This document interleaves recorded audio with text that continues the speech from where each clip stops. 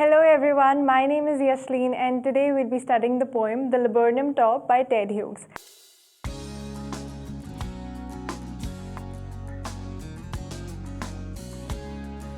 तो पहले तो हम जानेंगे कि लिबर्नम का मतलब क्या होता है। लिबर्नम क्या चीज़ है? लिबर्नम एक छोटा सा ट्री है, उसकी हाइट बहुत ज़्यादा छोटी है, उसकी बहुत सारी ब्रांचेस ऐसे नीचे हैंग कर रही होती है, उसके येलो फ्लावर्स है और उसके सीड्स जो है ना वो बहुत ज़्यादा पॉइजनस होते हैं, इसलिए वहाँ पे ज़्यादा एक्टिविटीज़ नहीं होती इस ट्री पे। अब पोइट हमें बताते हैं कि एक आफ्टरनून को बहुत ज़्यादा गर्मी है, उस दिन सितंबर का मंथ है, ऑटम सीज़न चल रहा है। उस दिन वो कहते हैं कि जो लिबर्नम ट्री है वो बहुत साइलेंटली, बहुत क्वाइटली एक जगह पे खड़ा है, उस पर कोई एक्टिविटी नहीं हो रही है, कोई बर्ड नहीं है और उसके जो लीव्स है ना वो येलो कलर की हो रही है। क्यों येलो है वो? क्योंकि उसके ऊपर एक रे ऑफ सनलाइट पड़ रही है जिसकी वजह से वो लीव्स बहुत ज़्यादा येलोइश दिख रहे हैं और आसपास जो ट्री के ना बहुत सारे सीड्स ही सीड्स हो रखे थे। अब ये जो लिबर्नम ट्री का जो साइलेंस है ना ये ज़्यादा देर तक नहीं रह पाता। क्यों? वहाँ पे एक बर्ड आ जाती है और वो बर्ड कौन सी है? गोल्डफिंच। अब गोल्डफिंच एक छोटी सी बर्ड है, उसके येलो कलर की वो बर्ड है और उसके ऊपर ब्लैक लाइंस है। अब ये गोल्डफिंच जब आती है तो वो सबसे पहले उसका जो डीप डेंस पार्ट है ना लिबर्नम ट्री का, वहाँ पे जाती है। डीप डेंस पार्ट क्यों कहा गया है? क्योंकि उस पार्ट में ट्री के बहुत सारे लीव्स हैं और वो बहुत ज़्यादा डेंस दिखाई देता है। अब आने के बाद एक सडन जर्क के साथ वो अपनी चर्पिंग शुरू कर देती है। चर्पिंग साउंड कौन सी होती है? बेसिकली वो साउंड है जो बर्ड्स निकालते हैं। जब वो एंटर करती है तो वहाँ पे एक ब्रांच होती है, उसके ऊपर आके वो बैठ जाती है। अब पोएट जो है वो गोल्डफिंच को एक लिजर्ड के साथ कंपेयर करते हैं, क्योंकि एक लिजर्ड की तरह ही जो गोल्डफिंच है बहुत स्मूथ है, बहुत सिल्की है और बहुत ज़्यादा अलर्ट भी है और बहुत ज़्यादा क्विक भी है।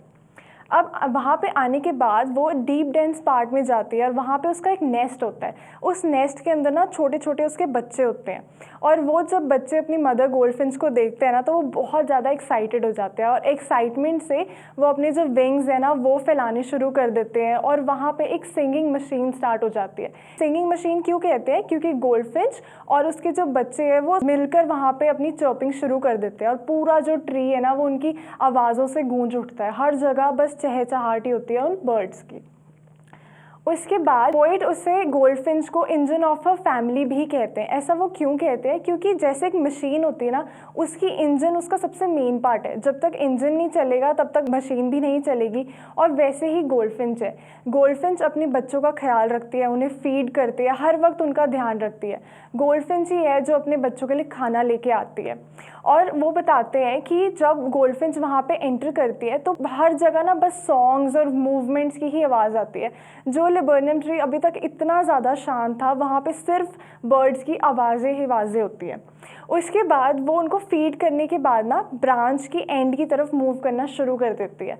ब्रांच के एंड की तरफ मूव करके वहाँ पे वो एक बार टर्न करती है अपने बच्चों को अपना फेस दिखाने के लिए और पोएट यहाँ पे मेंशन करते हैं to show her bard face. Bard face ऐसा क्यों कहा उन्होंने? क्योंकि जो गोल्डफिंच है वैसे तो उसके येलो फेदर्स है लेकिन उसके ऊपर ना बार्ड जैसी लाइंस है और उन लाइंस की वजह से ही वो उसकी एक अलग आइडेंटिटी है। तो वो अपना फेस दिखाते हैं अपने बच्चों को ताकि वो उसको फेस को रिकग्नाइज कर ले और बाद में अगर कोई और बर्ड आए तो वो उन्हें देख के शोर मचाना ना शुरू कर दे। इसके बाद जो गोल्डफिंच है वो थोड़ी बहुत अपनी साउंड्स निकालती है। उसकी जो साउंड्स है ना बिल्कुल विसल की तरह बहुत ज़्यादा सॉफ्ट है और विस्परिंग जैसे बहुत क्वाइटली वो आवाज़ें निकाल रही होती है और उसके बाद वो इन्फिनाइट स्काई की तरफ उड़ जाती है। इन्फिनाइट स्काई वर्ड क्यों यूज़ किया गया है? क्योंकि स्काई का कोई लिमिट नहीं होता और फिर वो फ्लाई कर जाती है और लिबर्नम जो है वो वापस उतना ही शांत हो जाता है जैसे वो गोल्डफिंच के आने से पहले था। And now will discuss the important questions of this chapter. Why Laburnum Top is still and silent? जो लिबर्नम टॉप है वो स्टिल और साइलेंट क्यों है? एक तो उसके पॉइजनस सीड्स है, उसकी वजह से ज़्यादा जो लोग हैं उसके आसपास आते नहीं और ना ही वहाँ पे कोई एक्टिविटी हो रही थी। ऑटम सीजन था, जो लीव्स है वो बहुत येलोइश हो रखे थे और उसके जितने भी सीड्स थे ना वो उसके आसपास फैल रखे थे, इसलिए बहुत ज़्यादा शांत था Laburnum Top. What is the condition of the leaves? Leaves की क्या कंडीशन थी? लीव्स की कंडीशन थी कि वो बहुत येलो कलर के हो रखे थे ऑटम सीजन की वजह से और उनके ऊपर ना एक रे ऑफ सनलाइट पड़ रही थी जिसकी वजह से वो बहुत ज़्यादा ब्राइट दिख रहे थे। What is the time of the year? कौन सा टाइम चल रहा था ये ईयर का? सितंबर मंथ था और सीज़न कौन सा था? ऑटम सीजन और बहुत ज़्यादा गर्मी थी उस दिन। How does the poet depict the arrival of the goldfinch on the laburnum tree? Poet कैसे डिस्क्राइब करते हैं लिबर्नम ट्री पे जब गोल्डफिंच आती है? पोएट बताते हैं कि जब गोल्डफिंच आती है तो एक सडन जर्क के साथ ना वो अपनी चर्पिंग शुरू कर देती है। चर्पिंग साउंड कौन सी है? जो बर्ड्स की साउंड होती है। और वो उन्हें कंपेयर करता है एक लिजर्ड के साथ। वो कहता है कि गोल्डफिंच जो है ना वो बहुत ज़्यादा एक्टिव है, बहुत क्विक है और अलर्ट भी है। वो आती है और वो अपनी डीप डेंस पार्ट की तरफ जाती है और वहाँ पे अपनी सिंगिंग मशीन जो है वो स्टार्ट कर देती है। Now the next question, why does the tree tremble? अब इसमें उन्होंने बोला कि जो ट्री है वो ट्रेम्बल क्यों करता है। एक्चुअल में जो ट्री है वो नहीं हिल रहा होता, उसकी इतनी सारी जो बर्ड की वहाँ पे मूवमेंट्स हो रही होती है ना, उसकी वजह से ऐसे लगता है कि पूरा ट्री ट्रेम्बल कर रहा है। जो गोल्डफिंच के बच्चे हैं ना वो बहुत ज़्यादा एक्साइटेड हो जाते हैं गोल्डफिंच को देख के, और वो अपने विंग्स फैलाते हैं और वहाँ पे वो दोनों मिलके ना सिंगिंग स्टार्ट कर देते हैं। इसलिए ऐसा है कि वो जो पूरा ट्री है वो ट्रेम्बल कर रहा है। What does the poet mean to say by a machine starts up after the arrival of the goldfinch in the laburnum tree? अब जब गोल्डफिंच आ रही है लिबर्नम ट्री पे तो वो ऐसा क्यों कहते हैं कि एक सिंगिंग मशीन स्टार्ट हो चुकी है? क्योंकि वो जो बच्चे हैं वो अपने गोल्डफिंच मदर को देख के बहुत ज़्यादा खुश हो जाते हैं, एक्साइटेड हो जाते हैं, और उन दोनों की आवाज़ मिलके ऐसे लगती है कि कंटिन्यूसली वहाँ पे सिर्फ एक सिंगिंग ही सिंगिंग चल रही है। जो लिबर्नम ट्री अभी तक इतना ज़्यादा शांत था, वहाँ पे सिर्फ और सिर्फ जो बर्ड्स की चर्पिंग साउंड है ना बस वही सुनाई दे रही थी। What does the poet mean to say by the engine of a family in the poem? अब जो पोइट है वो गोल्डफिंच को उसका इंजन क्यों कहते हैं अपनी फैमिली का? क्योंकि जैसे एक मशीन है उसके लिए सबसे इम्पॉर्टेंट पार्ट उसका इंजन है, वैसे ही गोल्डफिंच की फैमिली के लिए सबसे जो इम्पॉर्टेंट है वो गोल्डफिंच मदर है।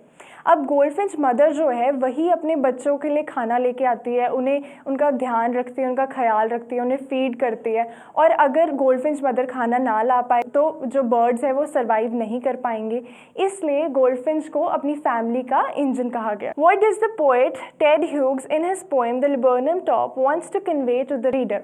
अब इस पूरी पोइम से पोइट क्या कन्वे करना चाहता है? पोइट ये कन्वे करना चाहता है कि जैसे एक लिबर्नम ट्री है वैसे ही हमारी अर्थ है, और जैसे गोल्डफिंच आती है वैसे ही हम ह्यूमंस अर्थ के ऊपर आते हैं। हम ह्यूमंस इसके ऊपर बहुत सारी एक्टिविटीज़ करते हैं अर्थ पे, और हम जैसे जैसे हमारी एज बढ़ती चली जाती है वैसे वैसे हमारा टाइम भी कम होता है, और जब हम ह्यूमंस यहाँ से चले जाते हैं तो लिबर्नम ट्री की तरह ही हमारी जो अर्थ है वो भी बहुत साइलेंट और क्वाइट हो जाती है। जब तक हम ह्यूमंस हैं तब तक वहाँ पे भी बर्ड्स की तरह बहुत सारी साउंड्स होती हैं, बहुत सारी मूवमेंट्स होती हैं। So I hope that you all understood the poem. Till then, I'll see you in the next video. Bye.